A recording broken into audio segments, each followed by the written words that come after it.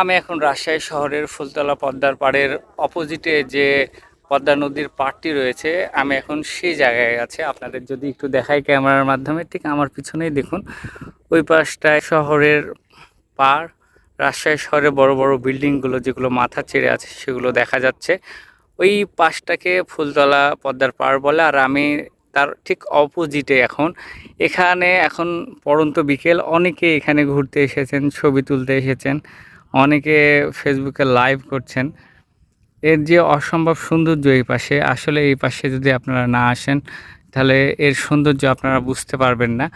আর ওই পাশে যে সবুজ অংশটা দেখা যাচ্ছে, একটু জুম করে দেখাই, ওইটা হচ্ছে ইন্ডিয়ান বর্ডার। ওই পাশে যাওয়া নিষেধ। আর তাছাড়া এখানে শুধু ধুধু বালুচর, যতদূর আপনার চোখ যাবে শুধু বালুরাশি দেখতে পাবেন। এটার সৌন্দর্য অন্যরকম, যা বলে বোঝানো যাবে না। এই সৌন্দর্য উপভোগ করতে চাইলে আপনাদের অবশ্যই এখানে আসতে হবে, এই জায়গাটা ঘুরে দেখতে হবে।